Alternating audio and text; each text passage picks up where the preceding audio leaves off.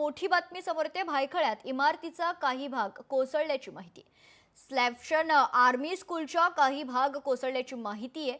मदनपूर येथील इमारतीचा भाग कोसळून 7 जण जखमी झाले। जखमींना नायर आणि भाटिया रुग्णालयात दाखल करण्यात आले। इमारतीचा पहिला मजला कोसळून काही जण जखमी झाले। सध्या घटनास्थळी अग्निशमन दलाचे काही बंब तैनात असून मदत कार्य सुरू आहे। या संदर्भात सविस्तर माहिती जाणून घेऊयात। आमचे प्रतिनिधी भूषण शिंदे आपल्या सोबत जोडले जात आहेत। भूषण, काय सविस्तर माहिती? नक्कीच मेघना, ऐन दिवाळीमध्ये काही दुर्दैवी घटना आपल्याला घडलेली पाहायला मिळत आहे। भायखळ्यातील मदनपूर या परिसरातील एका इमारतीचा काही भाग हा कोसळलेला आहे। साधारण पहिल्या मजल्याचा हा भाग कोसळलेला आहे। त्यामुळे कुठेतरी 7 जण या संपूर्ण दुर्घटनेत जखमी झालेले आपल्याला पाहायला मिळत आहेत। सध्या तरी अग्निशमन दलाचे जवान तिथे कार्यरत आहेत आणि एकंदर मदत कार्य सुरू आहे। आणि सर्व जे जखमी रुग्ण आहेत त्या जखमींना सध्या नायर आणि भाटिया या रुग्णालयात नेलेलं आहे आणि सध्या त्यांची प्रकृती स्थिर असल्याचं कळत आहे। मात्र ही अजून प्राथमिक माहिती आहे आणि एकंदर साधारण तासा-2 तासामध्ये याची संपूर्ण जी माहिती आहे ती आपल्याला मिळणार आहे। आणि एकंदर ही घटना का घडली, ही इमारत जुनी होती काय संदर्भात कोणती स्पष्ट माहिती नाहीये। मात्र सध्या मदत कार्य सुरू असलेलं पाहायला मिळत आहे। मेघना, भूषण, हा जो भाग जो कोसळलेला आहे, ढिगाऱ्याखाली काही आणखीन लोक अडकल्याची भीती वगैरे व्यक्त होते का?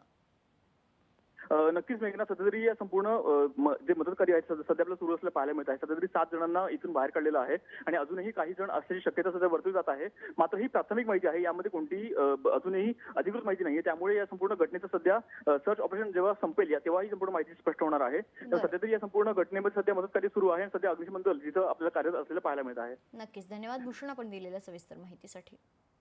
तर मदनपुरा येथील इमारतीचा भाग कोसळून 7 जण जखमी झाल्याची माहिती आहे। स्लॅव्हेशन आर्मी स्कूलचा काही भाग कोसळलाय। या जखमींना आता भायखळ्यात रुग्णालयात दाखल करण्यात आले।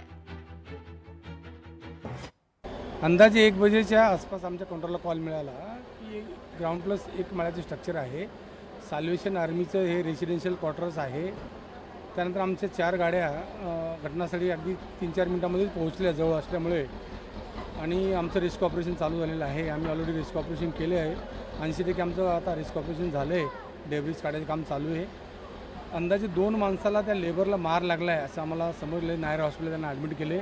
एक महिलेला थोडंसं अनइझी वाटत होतं, तिला त्रास होत होता। तिने बघितल्यामुळे तिला आम्ही 108 ॲम्ब्युलन्समधून भाटिया हॉस्पिटलला पुढील उपचाराकरता पाठवलं आहे। दोघी जे इंज्युअर आहेत त्या दोघांना नायर हॉस्पिटलमध्ये पुढील उपचाराकरता त्यांना दाखल केलेलं आहे इमर्जन्सी वॉर्डमध्ये।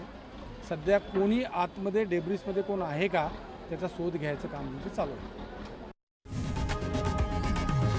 लोकशाही मराठी ऐका, पहा, जागरूक रहा।